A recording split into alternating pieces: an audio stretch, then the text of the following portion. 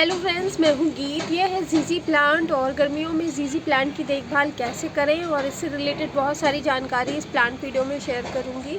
अगर आप लोगों को प्लांट वीडियो अच्छी लगे तो please like share and subscribe ज़रूर करें मेरे चैनल को गार्डनिंग विद गीत कुमार को। तो ये जो प्लांट है ये है जीजी प्लांट और इसके बहुत सारे नाम हैं।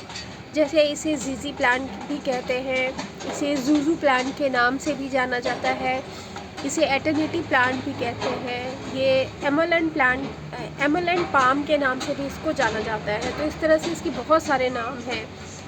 इसे जीजी प्लांट कहा जाता है फ्रेंड, जिसका फुल फॉर्म होता है ज़ैम्यूकल्कस ज़ैम्यूफोलिया प्लांट।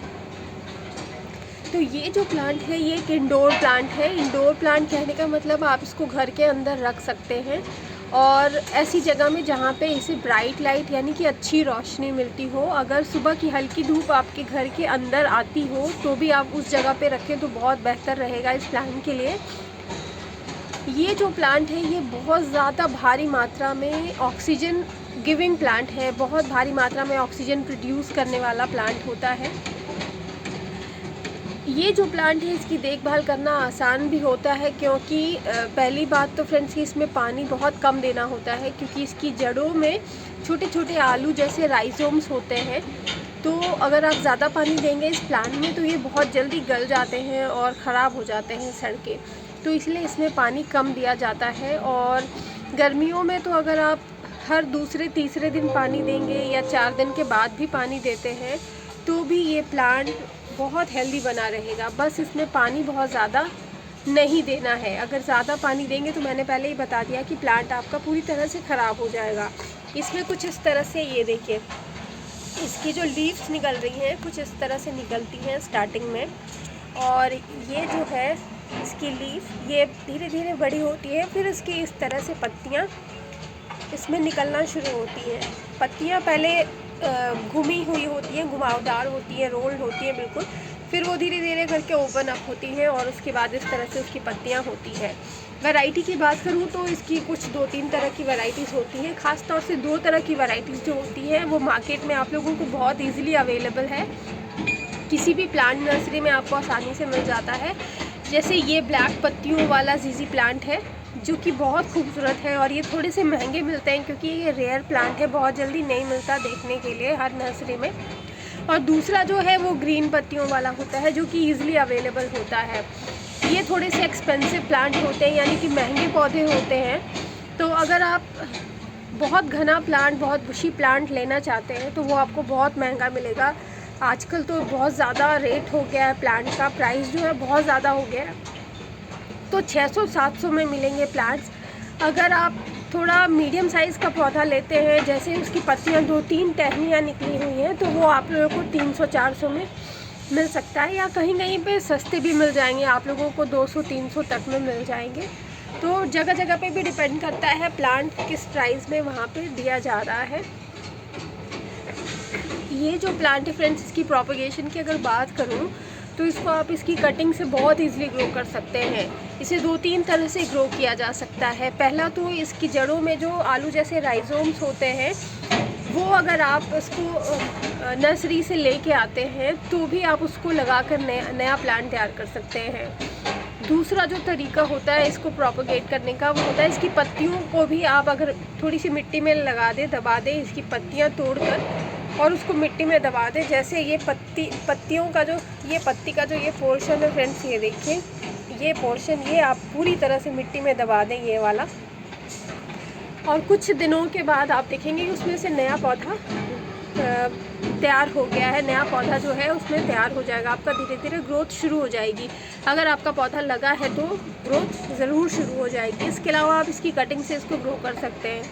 मिट्टी की बात करूं तो ये एक इंडोर प्लांट है फ्रेंड्स, इसमें पानी भी बहुत कम चाहिए होता है। तो आप इसके लिए बेस्ट जो पॉटिंग मिक्स आप बनाएं, सॉइल मिक्स जो आप बनाएं, इसके लिए सबसे बेस्ट रहता है कि आप इसमें एक हिस्सा रेत ले लें, थोड़ी सी मिट्टी ले लें, थोड़ी सी, बिल्कुल बहुत ज़्यादा नहीं, एक हिस्सा अगर रेत ले रहे हैं। रेत की जगह पे आप इसमें एक हिस्सा कोकोपीट भी ले सकते हैं जो कि ऑनलाइन बहुत आसानी से मिल जाता है। और कोकोपीट के साथ आप उसमें 1 चम्मच कोई भी अच्छा सा फंजीसाइड पाउडर है तो वो आप मिला लें, और उसके बाद आप इन सारी चीज़ों को मिला लें और खाद भी एक हिस्सा ज़रूर मिलाएं ताकि इसकी ग्रोथ अच्छी हो। इसमें गोबर की खाद या आप इसमें काऊ डंग जिसे कहते हैं फ्रेंड्स, वो गोबर की खाद के तौर पे इस्तेमाल होता है, तो वो पुरानी अगर 1-2 साल पुरानी मिलती है तो वो डाल लें, या फिर आप वर्मी कंपोस्ट डाल लें जो कि बहुत आसानी से किसी भी नर्सरी में मिल जाता है। तो ये सारी चीज़ों को मिलाकर आप इसकी पॉटिंग मिक्स तैयार करें और फिर इसको लगाने के बाद इसको अंदर ही रखें घरों में, कम से कम घर के अंदर 5-6 दिनों 8-10 दिन तक रखें, कम से कम 5-6 दिन तक तो रखें ही रखें, क्योंकि कोई भी न्यूली जो आप रिपोर्टिंग करते हैं न्यूली प्लांट को, तो वो प्लांट डायरेक्टली धूप में नहीं रखना चाहिए, क्योंकि वो जो प्लांट होता है वो ख़राब हो जाता है, मुरझा जाता है। तो इसीलिए चाहे वो इंडोर हो आउटडोर हो, दोनों पौधों के लिए मैं बता रही हूँ, धूप से बचा कर रखना चाहिए कुछ दिनों तक पौधे को, 8-10 दिन कम से कम रखें और उसके बाद उसको धूप में निकालें। धूप सारे पौधों को चाहिए होता है, तो धूप की अगर रिक्वायरमेंट की बात करूं तो इस पौधे को धूप की रिक्वायरमेंट होती है बट बहुत कम होती है।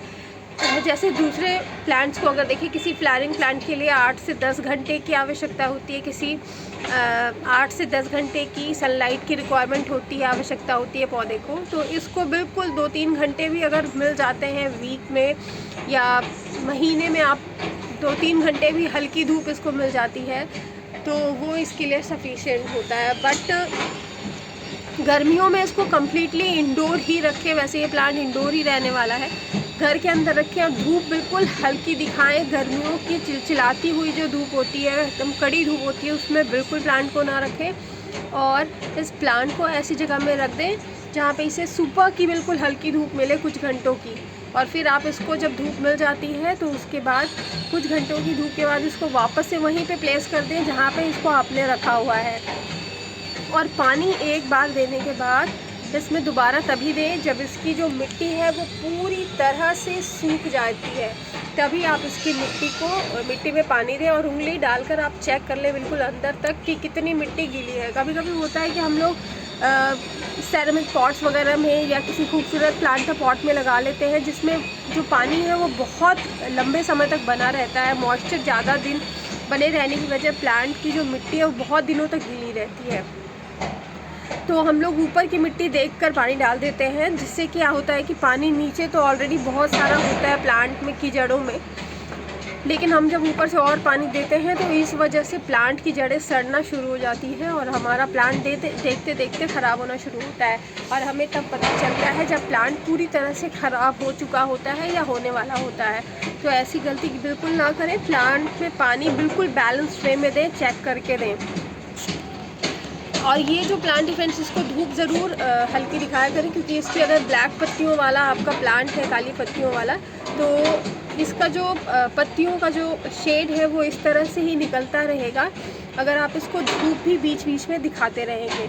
अगर आप इसको धूप नहीं दिखाएंगे तो ये जो प्लांट है फ्रेंड्स, धीरे धीरे करके इसकी पत्तियां इस तरह से, क्योंकि ये नया पौधा है फ्रेंड्स, अभी नया निकला है, तो नई पत्तियां स्टार्टिंग में इसी तरह से हरी हरी होती है, धीरे धीरे इसकी पत्तियां काली हो जाएंगी। क्योंकि मैं अपने पौधे को रेगुलर बेसिस पे जितनी इसको धूप की रिक्वायरमेंट है धूप दिखाती हूँ, तो नई पत्तियाँ जब निकलेंगी तो इस तरह से निकलेंगी, लेकिन बाद में फिर इस तरह की ये वाली भी जो पत्तियाँ हैं वो इसी तरह की बिल्कुल काली हो जाएंगी। तो इसीलिए इस तरह से आपको धूप भी दिखाते रहना है प्लांट को, और महीने में एक बार ये बिल्कुल हल्के हाथों से चारों तरफ प्लांट की मिट्टी की हल्की हाथों से गुड़ाई करनी है, ताकि प्लांट की जड़ों को जो है ऑक्सीजन बहुत अच्छे से मिल पाए और प्लांट में एरेशन हो और प्लांट की जो जड़ें हैं खूब अच्छे से ग्रो करें और प्लांट आपका हेल्दी और बुशी जल्दी जल्दी बनता रहे। ये जो प्लांट है फ्रेंड्स, लॉन्ग टर्म में चलने वाला प्लांट है। अगर एक बार आप ख़रीद लेते हैं तो बहुत दिनों तक ये प्लांट चलता रहता है। ये जो प्लांट है, अगर आप इसको इस तरह के मिट्टी के पॉट में लगाते हैं या सेरेमिक पॉट में लगाते हैं तो इतना ध्यान रखें कि सेरेमिक पॉट में लगाया हो तो बिल्कुल ध्यान रखें कि पानी बहुत कम दे, जितनी ज़रूरत है उतनी। एक बार देने के बाद पूरी तरह से मिट्टी सूख जाए ऊपर से नीचे तक, तभी पानी दें।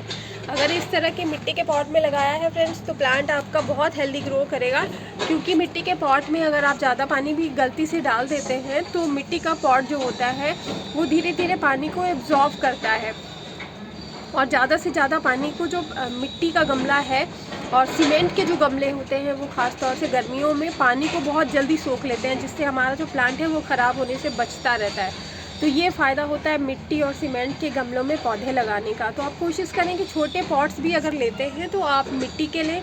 आजकल तो मिट्टी के पॉट्स भी बहुत खूबसूरत आ रहे हैं और डिज़ाइन वाले आ रहे हैं, तो आप उनको लेकर लगा सकते हैं।